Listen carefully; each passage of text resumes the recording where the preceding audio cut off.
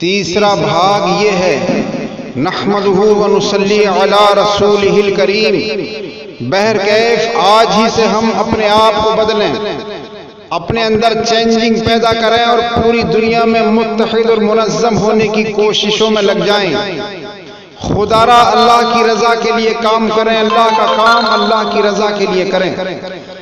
دوسری قومیں ہماری طرف خود بخود کھنچتی نظر آئیں گی اگر ہمارے اندر یہ احساس پیدا ہو گیا، یہ جذبہ پیدا ہو گیا، تو کل بروز محشر ہم اور آپ سب اللہ رسول کی بارگاہ میں سرخرو ہوں گے، مگر شرط یہ ہے ان اللہ لا یغیر ما بقوم حتی یغیروا ما بانفسہم۔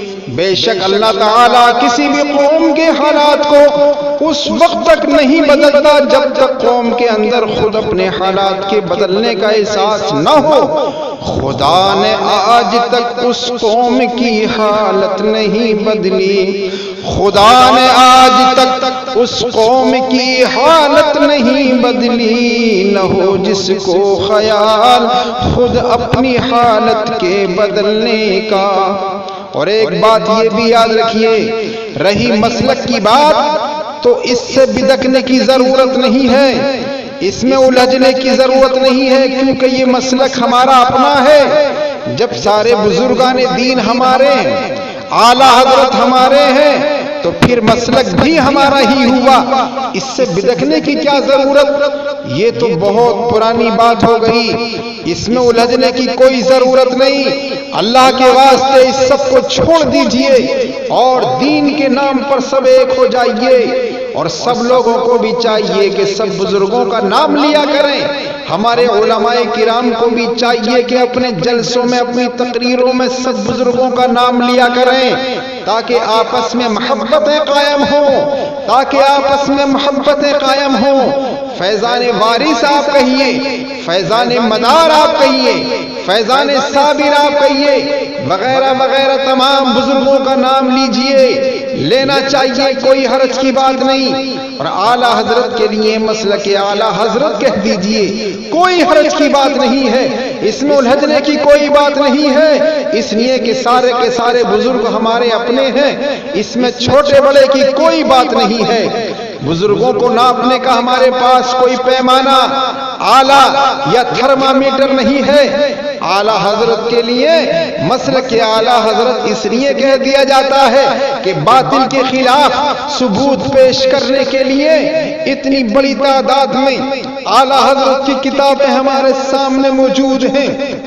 اور دوسری وجہ یہ ہے کہ جب مسلک اعلیٰ حضرت کہا جاتا ہے تو حق اور باطل کے درمیان فرق پیدا ہو جاتا ہے، حق اور باطل کے درمیان امتیاز کرنے کا، یہ امتیاز کرنے کا آلہ ہے، یہ خط امتیاز ہے، امتیاز پیدا کرنے کی کسوٹی ہے، اس لیے مسلک اعلیٰ حضرت کہہ دیا جاتا ہے۔ اس میں الجھنے کی کوئی بات نہیں، یہ مسلک ہمارا اپنا ہے، اس لیے کہ سارے کے سارے بزرگان دین ہمارے اپنے ہیں، اس کے خلاف مت جائیے، ورنہ تو یاد رکھیے یہ سارے کے سارے بزرگان دین ہندوستان میں عطائے رسول سلطان الہند حضور خواجہ غریب نواز رضی اللہ تعالی عنہ کے غلام ہی ہیں، جنہوں نے اس بھارت کی سرزمین پر تقریباً 90 لاکھ کافروں کو مسلمان فرمایا ہے اللہ کی عطا سے۔ لہذا عزیزان ملت اسلامیہ، خدا را سب ایک ہو جائیے، سب متحد ہو جائیے، آپس میں اتفاق اور اتحاد پیدا کیجئے۔ حافظ ملت فرماتے ہیں اتفاق زندگی ہے، اختلاف موت، اور فرماتے ہیں زمین کے اوپر کام، زمین کے نیچے آرام، اور فرماتے ہیں کہ ہر مخالفت کا جواب کام ہے۔ اور ایک بات یہ بھی یاد رکھیں، چاہے وہ کوئی بھی ہو، علماء ہو یا عوام، غلام ہو یا آقا، خانقاہی حضرات ہو یا مریدین، چھوٹے ہو یا بڑے، اگر کوئی آپ کو سمجھانے کے لیے، آپ کی اصلاح کے لیے شریعت کا مسئلہ بتا رہا ہے تو برا بالکل نہ مانیں، بلکہ اس کو اپنا ہمدرد سمجھیں۔ اگر آپ شرعاً غلطی پر ہیں تو اپنی غلطی کا اقرار کریں، فوراً اپنی غلطی کو تسلیم کریں اور اس خامی اور اس غلطی کو فوراً اپنے سے دور کرنے کی کوشش کریں۔ اور سمجھانے والے کو بھی چاہیے کہ محبت سے سمجھائے، سنجیدگی سے سمجھائے، عاجزی کے ساتھ سمجھائے اور اپنے آپ کو اللہ کا عاجز بندہ سمجھے، تاکہ وہ غلطی کرنے والا فوراً اپنی غلطی کو مان لے اور صحیح راستے پر آ جائے۔ اگلا بیان بزرگان دین کے آپس میں اتفاق اور اتحاد اور کارناموں پر ہوگا انشاءاللہ۔ اللہ گواہ ہے کہ فقیر نے یہ سب باتیں کسی کی طرفداری میں نہیں بلکہ خلوص نیت سے کہنے کی کوشش کی ہے شریعت کے دائرے میں، مگر پھر بھی میری طرف سے اگر کوئی جملہ کسی کی شان کے خلاف نکل گیا ہو تو خدا را مجھے معاف فرمائیں۔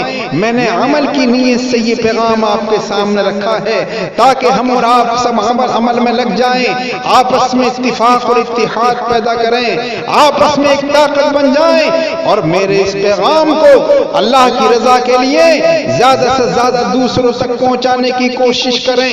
گھر گھر اس پیغام کو پہنچائیے، گلی گلی اس پیغام کو پہنچائیے، کوچہ کوچہ اس پیغام کو پہنچائیے۔